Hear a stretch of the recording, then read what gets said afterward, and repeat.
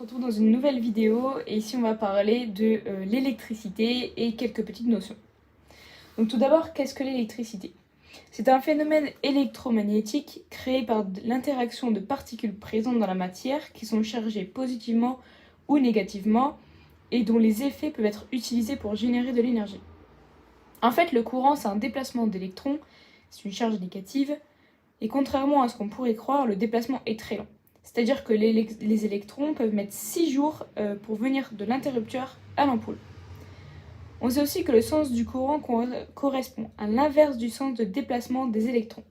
C'est ce qu'on appelle l'intensité du courant, et il se mesure en ampères, donc avec un petit a.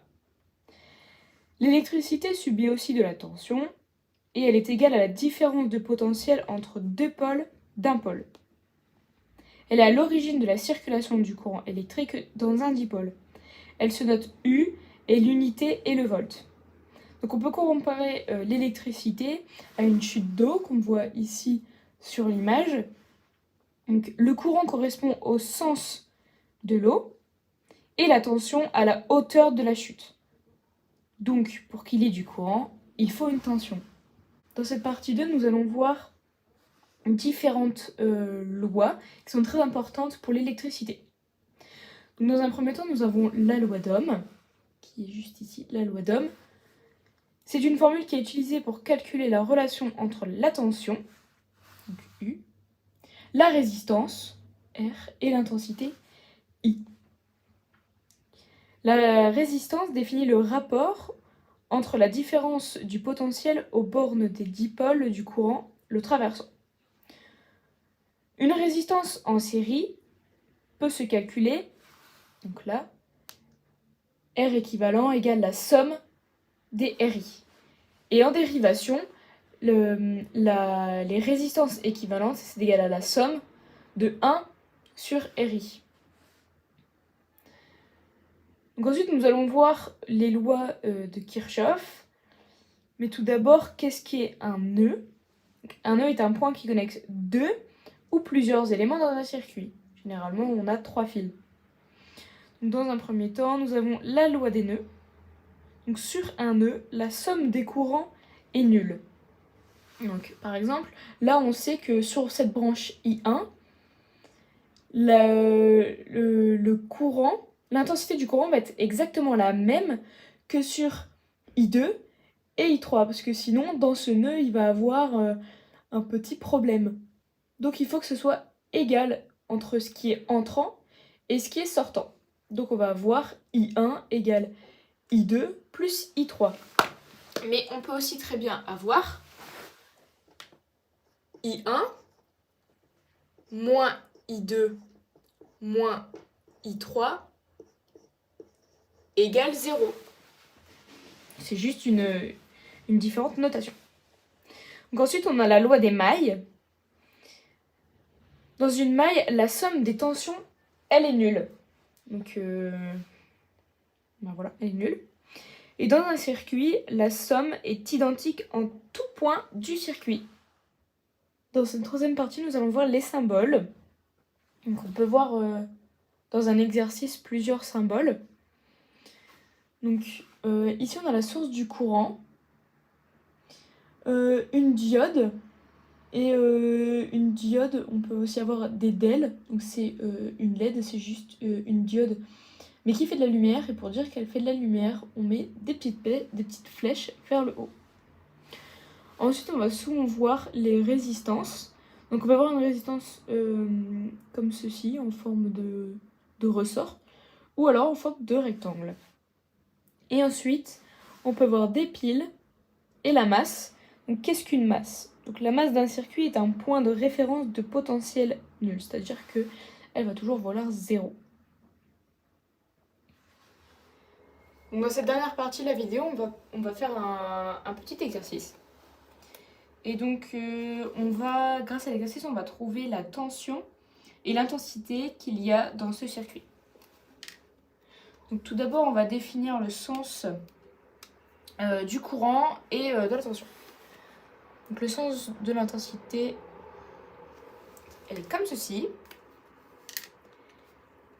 On va noter ensuite le sens de la tension comme ça, U1. Et ici, on va avoir U2.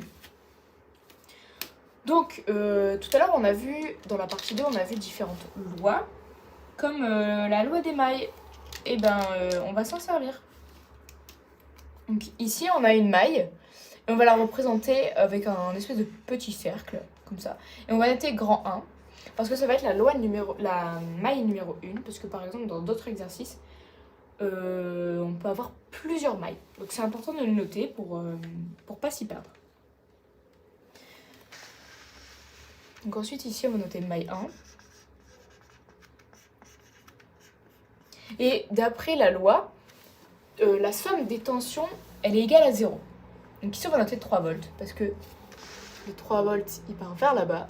Et quand on suit comme ça là, dans le sens ici, l'inverse des aiguilles d'une montre, on voit que U1 et U2, ils sont négatifs. Donc on va marquer 3 moins U1 moins U2 égale à 0. Donc notre but ici, ça va être de trouver U1 et U2. On sait aussi que, d'après la loi d'Ohm, U égale RI. On est bien d'accord là-dessus. Par contre, on sait que R, ici, il est égal à 1 kOhm. Donc U égale à 1000 I. U1 et U2 égale aussi à 1000 I. Donc, on a vu que c'était égal à 1000 U1 et U2 égale à 1000 I. Donc, oh oui, vous n'avez pas vu. Voilà, comme ça. Donc maintenant qu'on sait que U1 et U2 vaut 1000 I, on va pouvoir remplacer ici que 3 moins 1000 I moins 1000 I valent 0.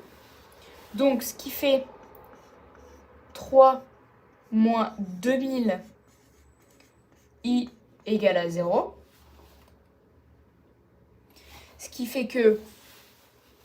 donc, on sait que U1 et U2 vaut 1000 I. Donc, on remplace U1 et U2 ici par 1000 I. Ce qui fait 3 moins 1000 I moins 1000 I égale à 0. Donc 3 moins 2000 I égale à 0. Et après, on peut faire I est égal à 3 sur 2000, ce qui vaut environ 1,5 10 puissance moins 3 ampères. Et donc ici, on va remplacer I par 1,5 fois 10 puissance moins 3. Donc ce qui nous fait 1000 fois 1,5 10 moins 3. Sauf que là, 1000 et 10 moins 3, ça revient à séparer. Ce qui nous fait U1 égale 1,5 volts. Comme ceci. Ici, U1 il est égal à 1,5 volts. Et donc ici, U2 est égal aussi à 1,5 volts. Donc dans cet exercice, dans ce circuit-là, on sait que I, il est égal à 1,5 fois 10 puissance moins 3 ampères, ou 1,5 milliampères. Et U1 et U2 valent 1,5